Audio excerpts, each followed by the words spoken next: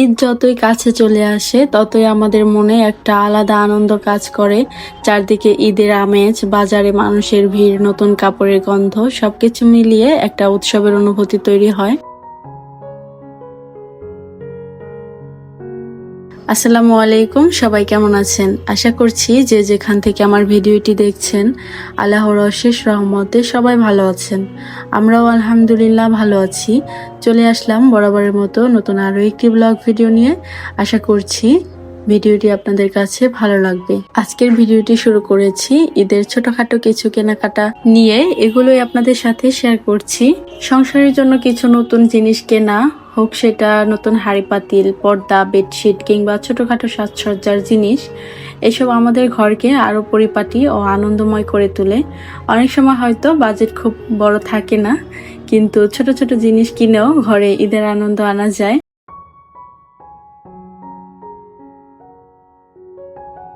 তারই ধারাবাহিকতা বজায় রেখে আমার এই ছোটখাটো কেনাকাটা আমার মনকে অনেক বেশি আনন্দিত করেছে এবং আমার মধ্যে একটা ঈদ ঈদ ফিল হচ্ছে। এখনো যেহেতু ঈদ কয়েকদিন বাকি, তবুও আমার কাছে অনেক বেশি আনন্দ লাগছে। আমার এই ছোটখাটো জিনিসগুলো আমাকে যেন আরো বেশি উৎসব মুখর করে তুলছে। এখানে নিয়েছি আমি একটি পাপোশ এবং 4 রকমের মশলা রাখার জন্য একটা অর্গানাইজার, সেই সাথে চা বানানোর জন্য দারুণ সুন্দর একটি কেটলি। এরকম কেটলিতে যদি 1 কাপ চা তৈরি করে খাওয়া যায় তাহলে মনে হবে সারাদিনের ক্লান্তি এক নিমেষেই ঘুচে যাবে। আপনাদের কাছে কি মনে হয়? আমি কি ঠিক বলেছি? ঈদে নিজেদের জন্য শপিং করাটাও অনেক বেশি গুরুত্বপূর্ণ। সারা বছর আমরা সংসার, কাজকর্ম আর দায়িত্বের মধ্যে থাকি, তাই ঈদ হলো এমন একটি সময় যখন নিজের জন্য একটু সময় নেওয়া, নিজের পছন্দের একটি পোশাক কেনা বা নিজের জন্য ছোট কিছু উপহার দেওয়া, এগুলো আমাদের মনকে ভালো রাখে। ঈদে শপিং করার সময় সবচেয়ে বড় বিষয় হলো কৃতজ্ঞতা ও সন্তুষ্টি।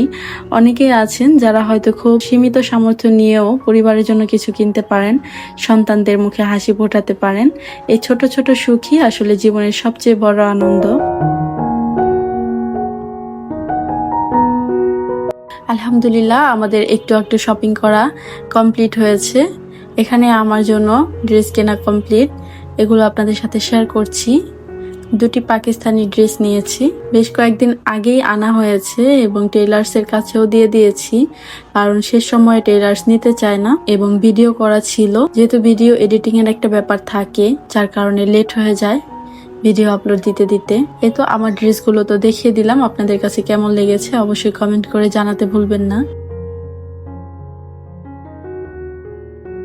ঈদ আমাদের শেখায় ভাগাভাগি করতে, তাই নিজের শপিং এর পাশাপাশি যদি সামর্থ্য অনুযায়ী কারোর জন্য কিছু করা যায়, হোক সেটা গরিব মানুষ, আত্মীয় স্বজন বা প্রতিবেশী, তাহলে ঈদের আনন্দ আরো বেড়ে যায় কয়েক গুণ। সবচেয়ে গুরুত্বপূর্ণ বিষয় হলো ঈদের আনন্দ শুধু নতুন জামা কাপড় বা কেনাকাটার মধ্যে সীমাবদ্ধ নয়।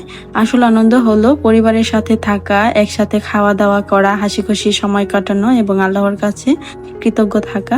তাই ঈদের কেনাকাটা হোক ভালোবাসা, কৃতজ্ঞতা আর আনন্দের প্রতীক। যতটুকু সামর্থ্য আছে ততটুকুর মধ্যেই যদি আমরা খুশি থাকতে পারি, তাহলে ঈদ সত্যি হয়ে উঠবে আনন্দময় ও বরকতময়।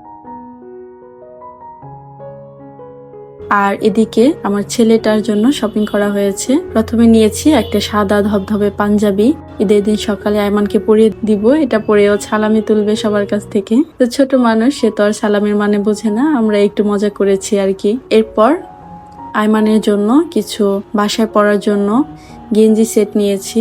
ম্যাগি হাতার যে গেঞ্জিগুলো, এখন যেহেতু অনেক বেশি গরম পড়ে, আর এই প্রচন্ড গরমে ম্যাগি হাতের গেঞ্জি মনে হয় বেস্ট বাচ্চাদের জন্য, এবং সেই সাথে কিছু হাফ প্যান্ট নিয়ে নিয়েছি। এগুলো সাধারণত বাসায় পরবে এবং অন্যান্য জায়গায় বেড়াতে গেলেও, সেখানে গিয়েও বাসায় পরার জন্য নিয়ে নিয়েছি একসাথে কয়েকটা। এই ধরনের জামা কাপড়গুলো একেবারে রাফ ইউজ হয় এবং পয়সা উসুল হয়ে যায়। আর যেটা খেয়াল করেছি, আসলে বাচ্চাদের জন্য দামি যে ড্রেসগুলো নেওয়া হয় পার্টি ইউজে, সেগুলো কিন্তু সচরাচর ইউজ হয় না। সেক্ষেত্রে দেখা যায় বাচ্চাদের এখন বাড়ন্ত বয়স, তারা আস্তে আস্তে বড় হয়, তো জামাগুলো এত দাম দিয়ে কেনা সত্ত্বেও ঘরে থেকে যায় এবং ছোট হয়ে যায়। পরে হয়তো অন্যান্য বাচ্চাদের দিয়ে দেই, কিন্তু নিজের বাচ্চাকে তো আর মন ভরে পরাতে পারি না, খুব খারাপ লাগে। যার কারণে এবার আইমানের পার্টি ইউজের ড্রেসগুলো একটু কমিয়ে নিয়েছি। পরে যখন লাগবে তখন আইমানের বাবা এনে দিবে বলেছে। একটু বুদ্ধি খাটিয়ে চললে যেমন টাকাও বাঁচে এবং অপচয় থেকেও বেঁচে থাকা যায়। এরপর বাসায় পরার গেঞ্জি সেটগুলো এবং প্যান্টগুলো ধুয়ে দিব।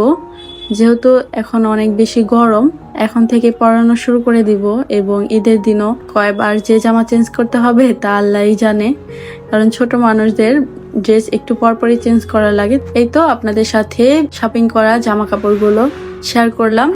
ইফতারের আগ মুহূর্তে ডাইনিং টেবিলটাকে ঠিক এভাবেই নিট অ্যান্ড ক্লিন করে ফেলি। আজ আপনাদের সাথে একটু শেয়ার করছি, কেমন লাগছে অবশ্যই কমেন্ট করে জানাবেন।